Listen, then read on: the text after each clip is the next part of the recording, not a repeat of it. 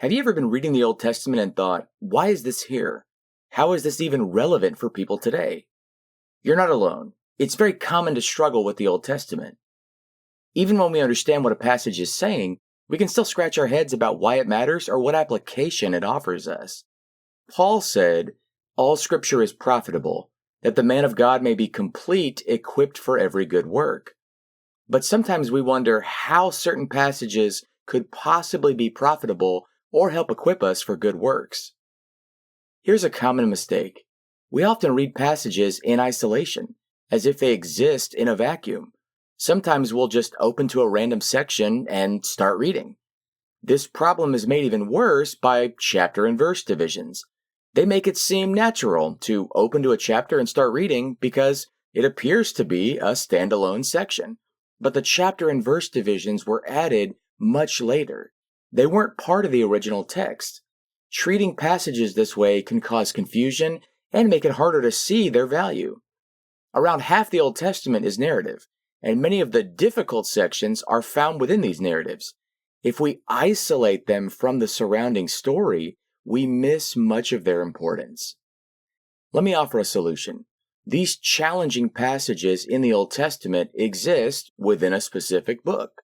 Therefore, we have to treat them as connected to the plot of the story. Because they connect to the plot, they also contribute to the themes and lessons of the story. When we're studying a difficult section of Scripture, the solution is often to zoom out and examine the surrounding narrative. Definitely the surrounding narrative of the specific book, but also the Bible story as a whole. Focusing on details without stepping back to see the big picture can leave us confused or lead to misinterpretation. But the value can become clear if we see a passage in light of the plot, themes, and lessons around it.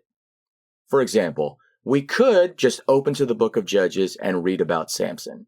Judges 14 describes Samson's engagement to a Philistine woman, a wedding feast, and a conflict that leads to violence. If we read this chapter in isolation, though, it can feel confusing or irrelevant, and we might ask, why does this matter for people today? But Samson's story connects to the overarching plot of the book. Judges shows that the Israelite nation has become more concerned with pagan practices than with faithfulness to God, and Samson reflects that pattern in his life. He's marrying a pagan and feasting with the pagan Philistines, and his heart isn't devoted to God. Samson's story also contributes to one of the book's main lessons. When God's people turn their hearts away from him, they eventually become enslaved.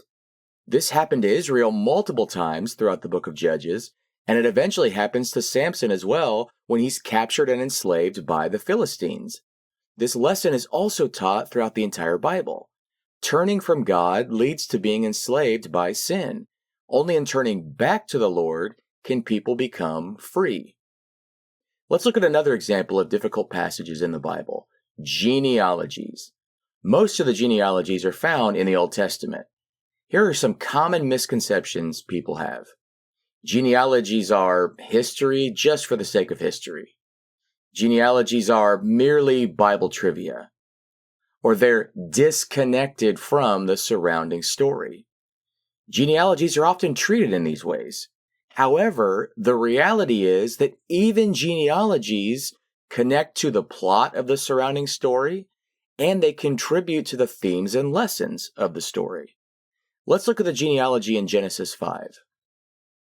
In isolation, it may seem irrelevant, but in context, it connects to the surrounding narrative. Keep in mind that these lists are showing the names of who lived, but also who died. This links back to God's warning to Adam and Eve that they would die if they ate from the forbidden tree. It also links back to the serpent's words that they would not die if they ate from the tree. Genesis 5 repeats the phrase, "and he died," reinforcing the message that God was right and that the serpent lied.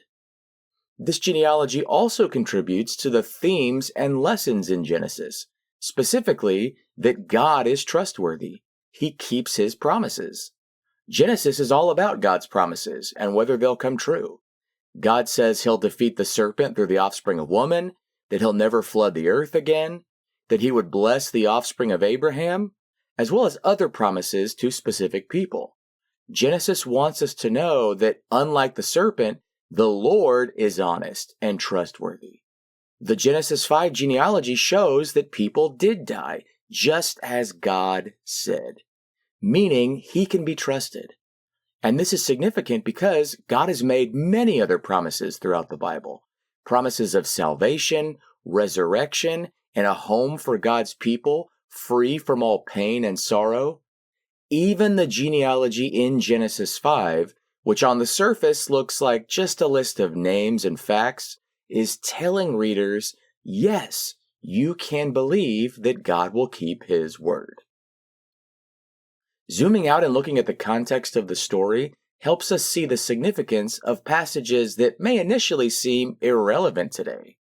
When you struggle with a text, consider how it connects to the plot, and consider how it contributes to the themes and lessons of the book and the Bible as a whole.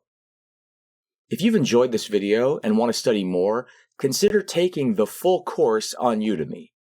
Old Testament texts you've overlooked until now, exploring neglected passages in Genesis, Exodus, and Leviticus. This is a brand new course, and in it we explore the genealogies in Genesis, the tabernacle details in Exodus, and the ritual purity laws in Leviticus. We show how these sections that seem unnecessary today are actually very profitable for all of us. If you want the full course with teacher and student materials for a church or homeschool group, see the Classful link.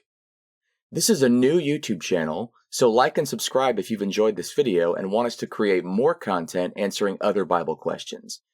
Thank you for listening, and hopefully this has helped all of us elevate our Bible study.